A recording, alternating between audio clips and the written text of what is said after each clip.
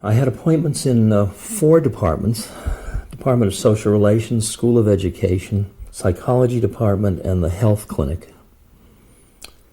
And I had research projects at Stanford, Yale, and I was really hustling. I was busy on my upwardly mobile Jewish middle class track to become, whatever I could become.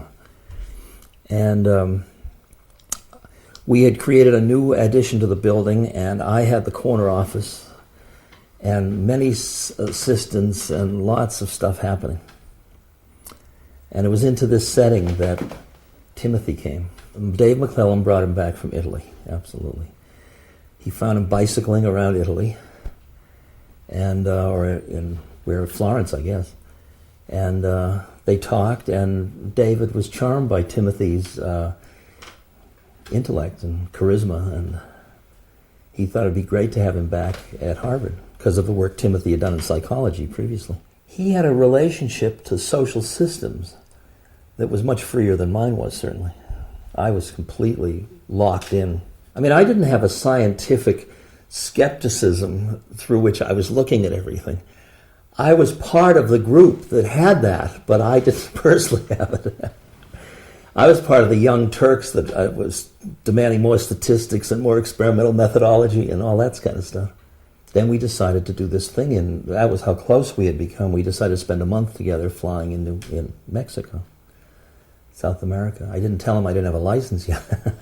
I would have scared him, I thought.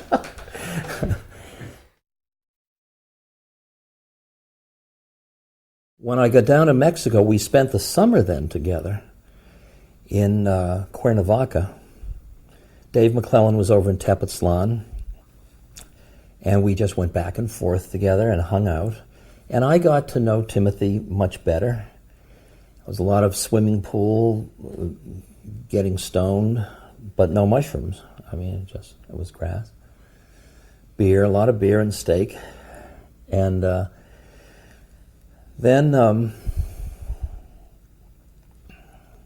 we came back from Mexico, and we started to have adventures at this point. I mean, it was an adventurous, we were like, it started to get the feeling of adventure. I had just flown down in my Cessna 172 to pick up Timothy to go across South America for a month. And when I landed at Mexico City, Timothy and his kids met me. And Timothy, I've got something to tell you. I just took these mushrooms, and more happened to me in 6 hours than happened to me in all my training in psychology, my understanding of the human mind. And I said, where are they? He said, they don't have any more. There's no more now. So we didn't travel across South America. He had already flown. I mean, he was so out there with this. Like, we had a moment when we were flying my plane back from Mexico. It was Timothy, me, his son Jackie, an iguana, and 2 pounds of grass. And I had turista. I had a very high fever. So I had taught Timothy how to keep the plane level. And we came to the Mazatlan airport, and I couldn't speak to the tower because I didn't speak Spanish. And I could hear them saying something, but it didn't matter to me. So I flew in a standard pattern to fly to land. But it turned out there was a Mexico Aeronavis plane coming in straight in. And it had to abort because I didn't even see it. So they arrested me as soon as we landed. They arrested all of us. Timothy was so cool. I mean, I was into, hey, Timothy, they arrested me. And they showed a telegram they had prepared. Cessna 8964 Bravo with Piloto Albert grave infracciones, threatened to destroy 80 people, and oh my God. And they had machine guns around the airplane and everything. Timothy said, let's go have lunch. I mean, that's the way Timothy did it. We went and we had steak and beer, and we came back to the airport, and Timothy said, give me $20. And he went up and he talked about how important I was and how we had to get back to the States, and I had speaking engagements, and he just did all this, and the $20 disappeared, and we took off. And Timothy knew we were going to. I mean, I was ready to go to jail for the rest of my life, you know. So then there's one more part of that story that's charming. We got to the Mexico border, the United States border, which is called an ADIZ zone. You're not allowed to fly over it without advising the country you're coming in. So I said, Timothy, we're dangerously close to that thing, and I can't get anybody from Brownsville or LA, San Diego, you better circle. So Timothy was circling, and I was calling and trying, and nobody answered. And I was saying, please let us come back. We'll pay our taxes. We'll do everything. Let us come back. Because we're circling around. We've read the map wrong. We're already in the United States, by the way. Every radar station's picking us up completely. But I haven't tuned the dial correctly for receiving, so I don't hear anything. So I finally figured, the hell with it. We'll just go and land in San Diego. So we land, and nobody says a word to us, and I park in the regular parking. I said, Jackie, now would be a good time to take the iguana and the grass and go into a locker in the station. We went in, and I called up. I said, I came in internationally. You sure I'm supposed to be over there? Get back in the plane. Don't move across here. So we went over. They went through the whole plane. Had she already gotten the iguana out?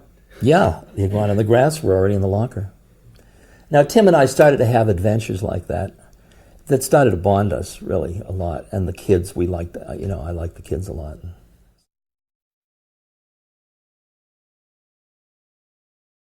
I had been waiting from Mexico from the summer before to have the experience. And now it was March 6th, and we finally got to it, where I was going to go over to his house. It was a big snowstorm. I went there. We took the mushrooms together. We had a lot of kind of charming hysteria for a while, just humor and stuff. And then I went off into the living room, and I started to have this very dissociative experience. And it separated me from all my social roles, and then it kind of separated me from my basic identity, so I felt like I only had a body left, and then I couldn't find my body, look with my eyes open, and I got frightened. And I was about to scream for Timothy when I went through the doorway. I mean, I said, who's about to scream? And I suddenly became so free in knowing who I was and resting in my being. And I thought, boy, have I been screwed my whole life. I have been cut off from this thing. And I went out cartwheeling in the snow outside Tim's house. And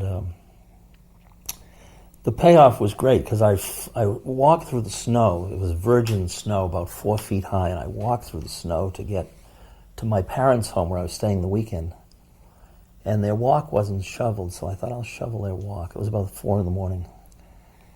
And suddenly their faces appeared at the upstairs window with, you idiot, come into bed. Nobody shovels snow at 4. The whole cultural statement of what is appropriate behavior.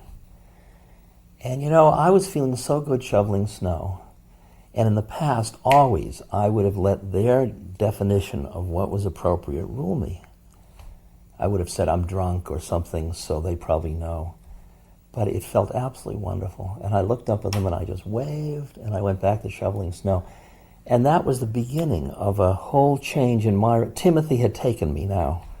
He had shown me that I was not trapped in a cultural mindset. I'll tell you, I don't trust what I thought of Timothy before the mushrooms, because who I was then was so obnoxiously insecure and manipulative and everything. I don't know what he would have seen. I really don't. I mean, it might have been that Timothy charmed and flattered me so much that I felt secure. It might, maybe, because I don't lead with my intellect. I can't imagine that my first assessment of Timothy would have been that he was, really, his mind was really that kind of way. That kind of evolved over the years we were together, that appreciation of his mind. I couldn't grasp it at first because it was too deviant from my own, too dissonant from my own. I don't think there was any sense that we had important work to do, or that we were destined to have this incredible dance through life for a few years. I don't think that. I don't remember any foreshadowing feelings about that at all. He was the most creative person I had known, yes. Because he had the capacity to break set. He had the capacity. He was standing somewhere inside his awareness which could handle relativity of reality in a way that I couldn't do. And I didn't know many people that could.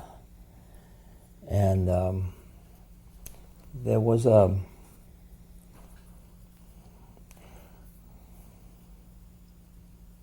it was like being with like a rascal all the time. Timothy was a rascal. And I have a great admiration for rascals.